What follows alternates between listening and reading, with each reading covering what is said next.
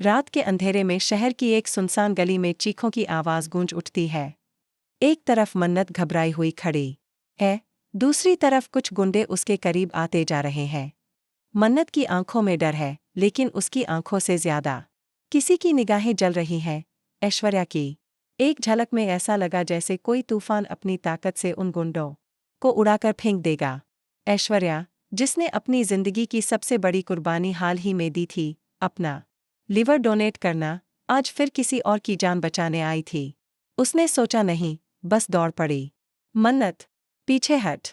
ऐश्वर्या चिल्लाई और गुंडों के सामने खड़ी हो गई।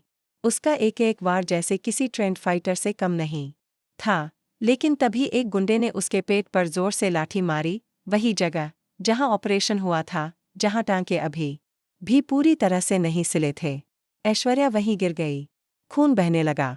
मन्नत चिल्लाई, दीदी, और दौड़ पड़ी उसकी तरफ।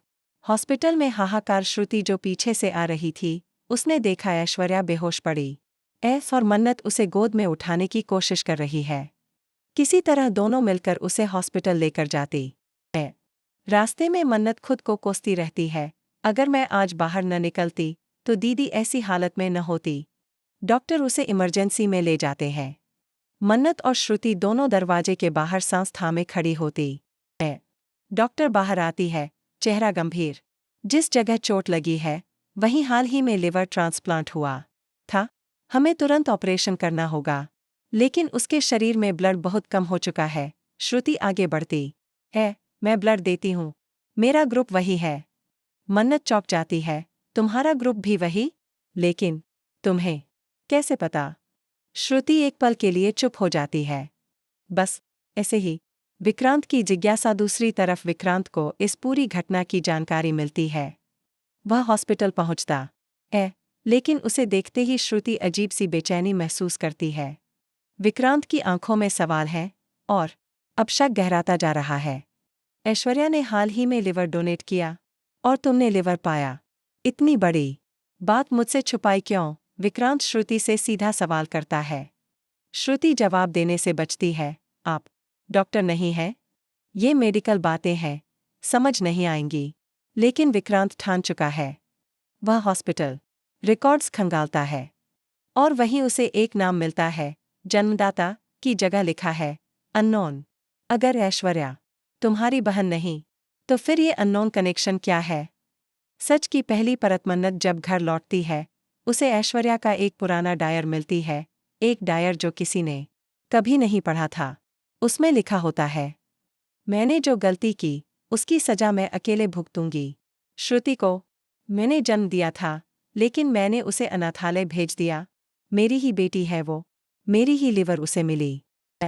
लेकिन आज भी वो नहीं जानती कि मैं उसकी माँ हूँ। मन्नत की आंखें फटी की फटी रह जाती हैं। दीदी ने ये क्या सच छुपाया? श्रुति की सच्चाई उधर। विक्रांत गहराई से तहकीकात करता है, और उसे पता चलता है कि जिस वक्त श्रुति को लिवर ट्रांसप्लांट हुआ, उसी वक्त ऐश्वर्या एक सप्ताह के लिए कहीं गायब थी। हॉस्पिटल के सीसीटीवी फुटेज में वह देखता है, ऐश्वर्या ऑपरेशन थिएटर में दाखिल होती है, और वहीं से बाहर आती स्ट्रेचर पर। इसका मतलब ऐश्वर्या ही थी डोनर। अब उसका शक यकीन में बदल जाता है, लेकिन साथ ही उसे श्रुति से भी सख्त सवाल करने की जरूरत महसूस होती। कन्फ्रंटेशन, टूटते रिश्ते। विक्रांत ऐश्वर्या के पास आता है। अब तक ऐश्वर्या होश में आ चुकी होती है। उसका शरीर कमजोर है, लेकिन मन अब भी ताकतवर। तुमने ये सब मुझसे क्यों छुपाया ऐश्वर्या? तुमने श्रुति को क्यों पाला नहीं? क्यों लिवर दिया उसे चुपचाप? ऐश्वर्या की आंखों में आंसू हैं, क्योंकि मैंने उसकी माँ होने का हक खो दिया था। मैं जवान थी, नादान थी, और मेरी बेटी मुझसे छीन ली गई थी। किसने छीनी थी? विक्रांत पूछता है। तब ऐश्वर्या जो बोलती है, वह सबको झकझोर देता है, तुम्हारी माँ ने। सच का विस्फोट। विक्रांत एकदम खामोश हो जाता है। मेरी माँ? हाँ, तुम्हारी माँ ने। जब हमारी शादी तय हुई थी, तब उन्हें मेरी पुरानी जिंदगी के बारे में पता चला। उन्हें लगा मैं इस घर के लायक नहीं हूँ, और उन्होंने मेरी बच्ची को छीनकर अनाथालय भेज दिया, ये कहकर कि अगर मैं उसे वापस लाई तो हमारी शादी कभी नहीं होगी। विक्रांत अब गुस्से से कांपने लगता है। माँ ने ये सब मुझसे छुपाया। श्रुति को सच्चाई का सामना अब समय था श्रुति को सच्चाई बताने का। ऐश्वर्या रोते हुए उसे बुलाती है। बेटा, श्रुति पीछे हटती है। मुझे बेटा मत कहो। आपने मुझे मां बनने नहीं दिया। मैं मजबूर थी, पर मैंने तुम्हें मरने नहीं दिया। तुम्हें जीने के लिए अपना लिवर दिया। तुम्हारी हर धड़कन में अब भी मेरी जान बसी है। श्रुति टूट जाती है, गले लग जाती है ऐश्वर्या से। लेकिन तभी आखिरी तूफान षड्यंत्र का पर्दाफाश विक्रांत की मां घर लौटती है और विक्रांत उन्हें सीधे सीधे कन्फ्रंट करता है। आपने ही ऐश्वर्या से उसकी बेटी छीनी थी, वो झल्ला जाती है। हाँ, क्योंकि वो औरत इस घर के लायक नहीं थी। उसकी कोख से जो जन्मा वो भी अपशगुन था। मैंने ही अनाथालय में डलवाया श्रुति को, ताकि मेरा बेटा इस औरत के जाल में न फंसे। सब सन्न रह जाते हैं। मन्नत चिल्लाती है, आपने इंसान नहीं, हैवानियत दिखाई है। श्रुति अपने हाथों में पड़ी राख को उठाती है। आपने मुझे अनाथ बनाया, लेकिन आज मैं खुद को पहचान चुकी हूँ। मेरी माँ ऐश्वर्या है और मैं उनके साथ रहूंगी। नई शुरुआत हॉस्पिटल में ऐश्वर्या की हालत धीरे धीरे सुधरती है। विक्रांत अब उसकी आंखों में आंखें डालकर कहता है, अब तुम अकेली नहीं हो, मैं तुम्हारे साथ हूँ हमेशा। श्रुति, ऐश्वर्या और विक्रांत तीनों एक नए सफर की ओर बढ़ते हैं, जहां सच्चाई, माफी और रिश्तों की कड़वाहट से बनी मिठास है।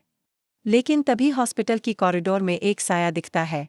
सफेद कोट, हाथ में फाइल, आंखों में रहस्य। डॉक्टर की फाइल पर लिखा है, DNA test result not a biological. क्या श्रुति वाकई ऐश्वर्या की बेटी है, या यह सच्चाई भी किसी और नए तूफान का आगाज है? जाने के लिए जुड़े रहिए, क्योंकि मन्नत अभी अधूरी है। शेष अगले एपिसोड में।